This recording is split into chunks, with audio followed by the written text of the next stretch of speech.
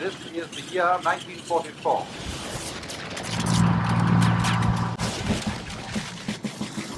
The free men of the world are marching together to victory.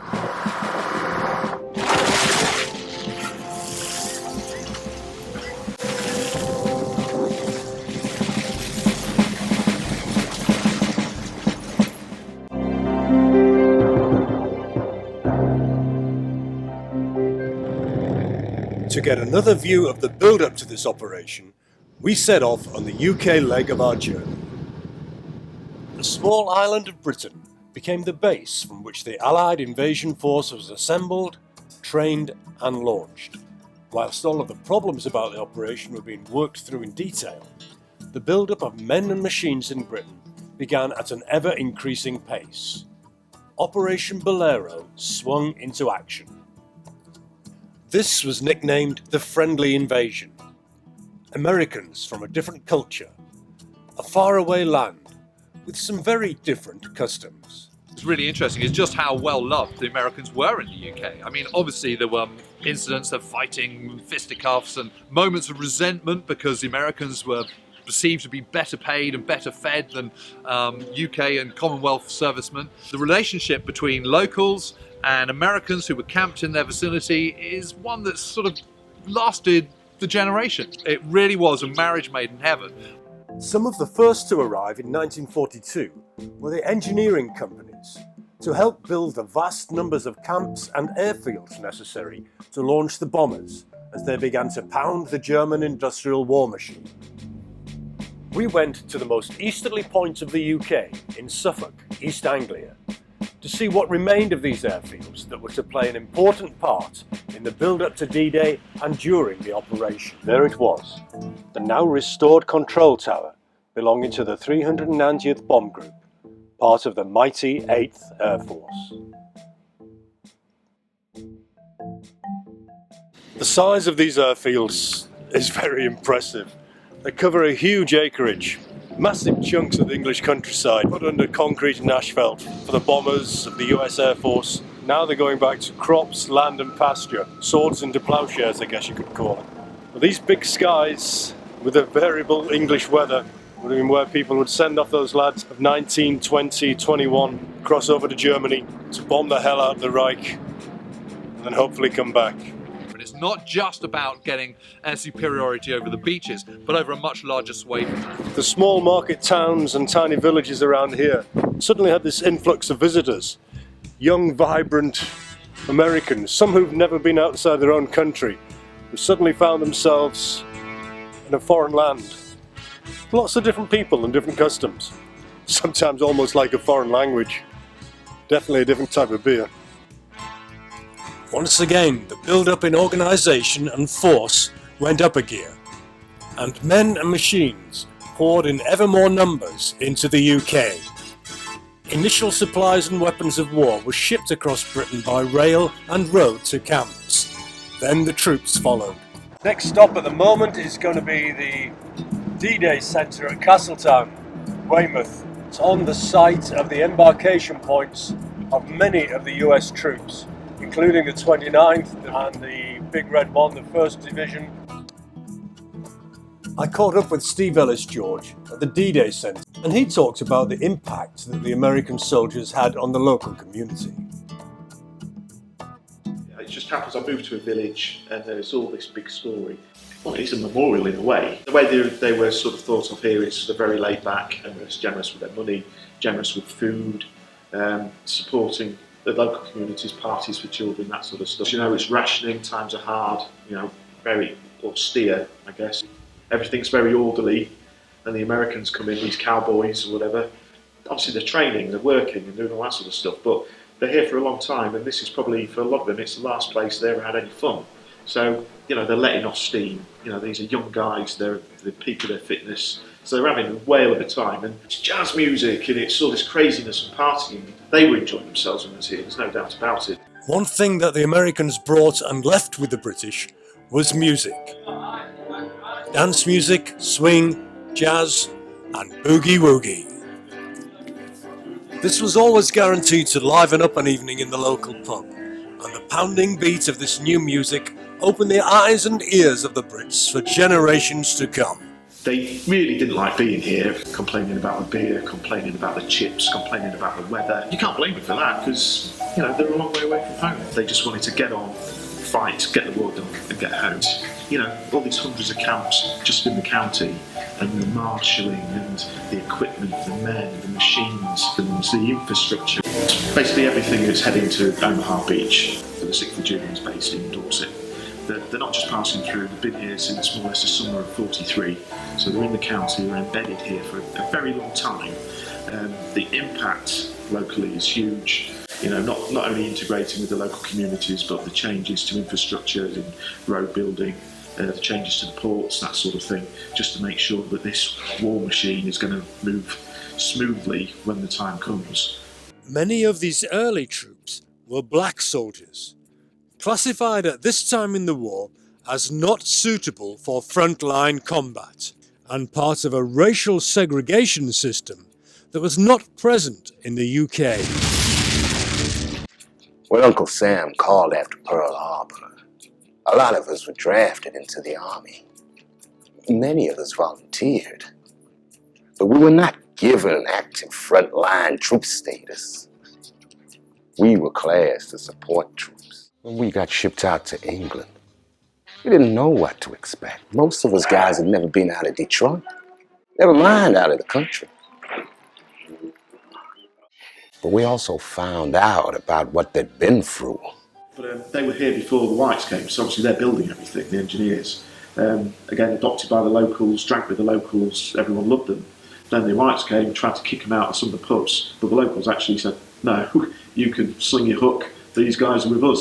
Gunfight one night, it was a proper OK Corral moment with the blacks down one end, the whites down the other end, and it was a doorway to doorway shooting from the hip gun battle, the separation of camps, The initial acceptance was a real relief for us. And sure, we chased girls. But what the hell? What soldier away from home wouldn't chase women? Well, let me tell you, there are a lot of women who chased us too. We hit the road again, further north into the Midlands. Elements of the battle-hardened and well-trained 82nd Airborne Division were billeted at Quorn, in the centre of the country. The population of this small market town almost doubled, as the village played host to 2,000 American paratroopers. The proximity of the railway meant it was an ideal location, as the troops could arrive quickly by train and leave easily when required. The 505th Parachute Infantry Regiment of the US 82nd Airborne Division arrived in Quorn on February the 14th, 1944, Valentine's Day, and pitched their olive green bell tents in the grounds of Quorn House. Sue Templeman heads up the Quorn Historical Society, and with her colleagues has traced much of the history and the individual stories of townsfolk and paratroopers. We met up in one of the 82nd's favourite pubs, the White Horse. Flown from America, and they'd gone straight into North Africa and Sicily, so all that time they were in a war zone. Basically, they called it their second home because it was so relaxed. So they were warned about our warm beer and things like that, and the different words for things, so warned about how to behave around us. Funnily enough, not to go chasing after women and things, but in England they'd had austerity since 39 onwards. When the Americans comes, they all carry gun. Great, they're all film stars. They're all fantastic, got loads of money, fantastic. And a lady told me at one Remembrance Day, I said, did they get to annoy you? She said, no, we loved it. With their smart uniforms, their dollar bills, and their jitterbug dancing, the Yanks had launched a sort of Operation Romeo and had captured their defenseless hearts.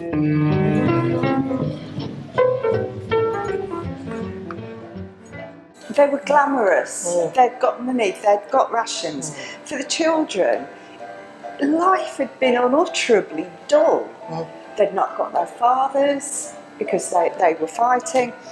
Suddenly, these guys came with their sharp uniforms, their accents that you'd only heard in films. A reminder of the strength of some of these past relationships is providing a bit of a mystery here in the sleepy town of Corn. Somebody contacted me and said that there'd been some flowers.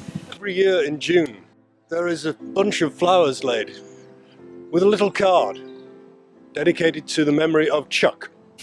A birthday memory, Sergeant Chuck Buildup, 505 Parachute Regiment, 82nd Airborne, USA, 1920 to 1944, love always, Joyce. Some things are maybe better left unanswered. Chuck was stationed in Corn, survived the D-Day drop, and was awarded 2 medals and returned to the village. Until the regiment was dropped into Holland as part of Operation Market Garden.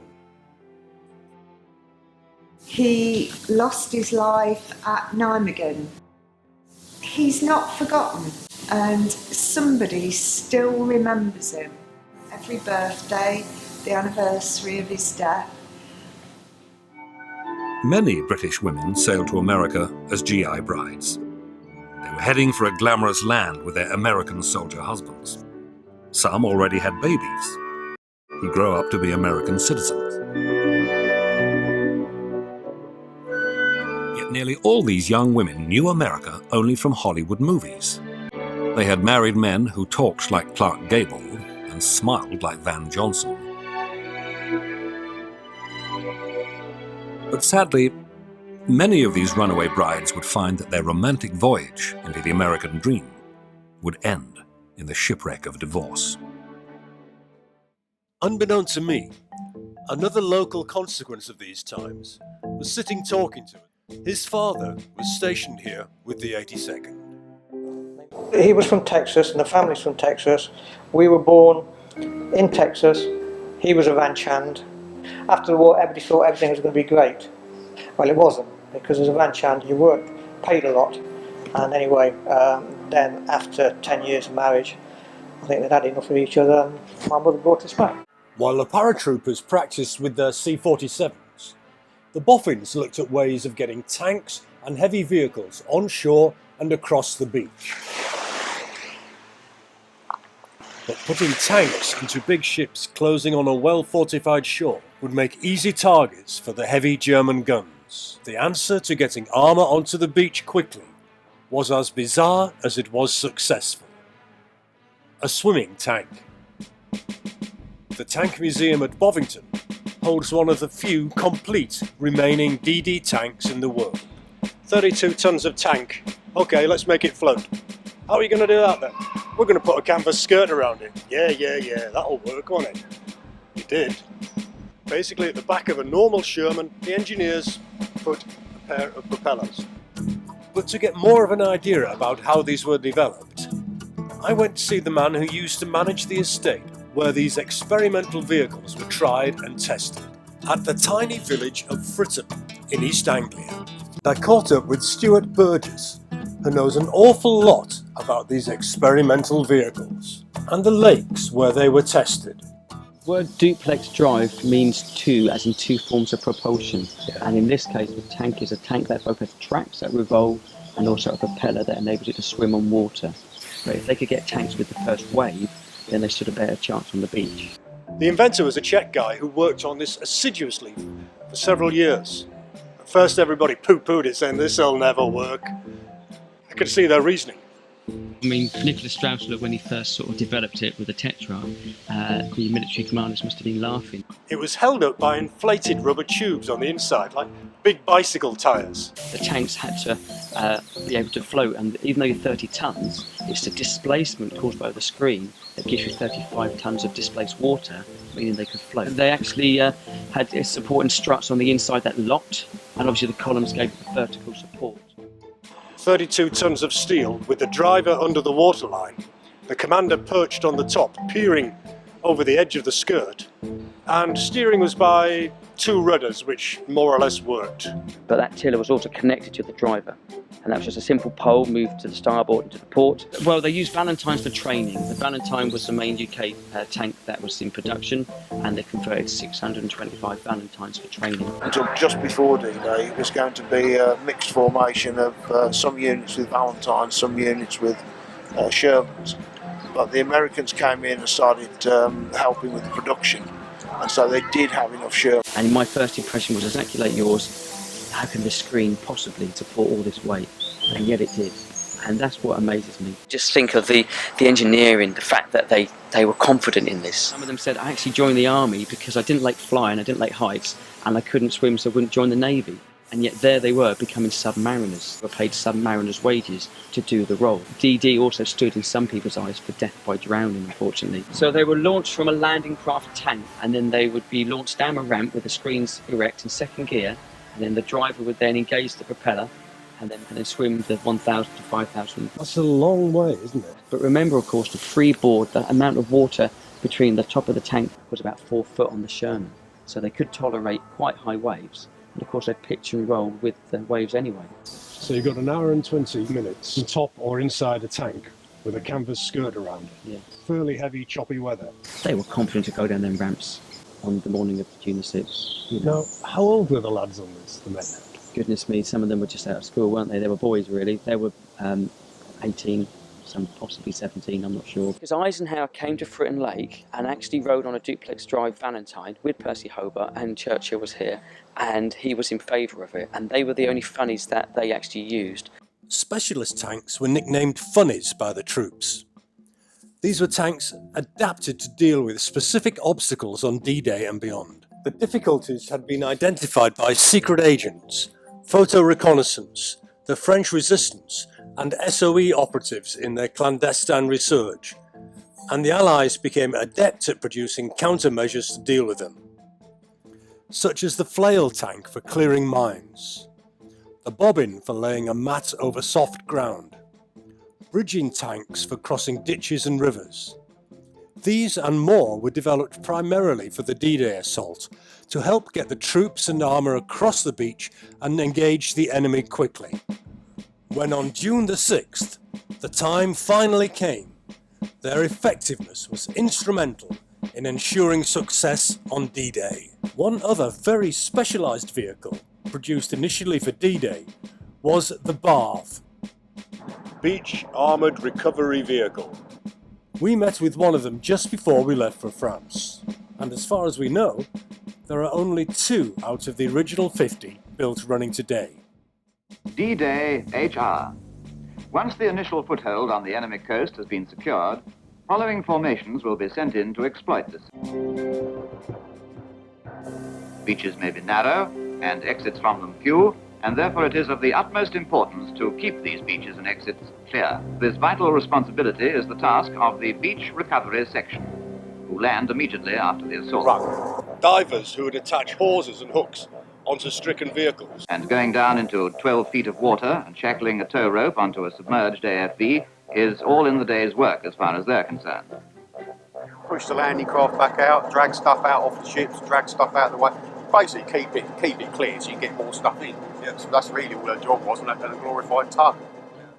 And the driver of a recovery vehicle, wading and towing in deep water, where he can't see a thing, really does have to know his vehicle. And on the 70th anniversary of D-Day, this was at the beach at Aramonche, and she pulled off some trucks that got stuck in the sand. So she's still working, still doing her job. Another ingenious creation was designed by an American yacht builder. Rod Stevens of Sparkman & Stevens Incorporated took the basic frame and running gear from the ubiquitous GMC Deuce and a Half and turned it into an amphibious truck to ferry men, machines and supplies from large vessels offshore up through the beach and across country to where they were most needed. More of the stuff was carried on these than anything else, from the big ships to the shore. Its military classification was DUKW. Everyone else referred to it as the Duck. Increasingly, the sharing of intelligence and technology by the Allies was adding to their chances of making the invasion a success. And there was still More to come.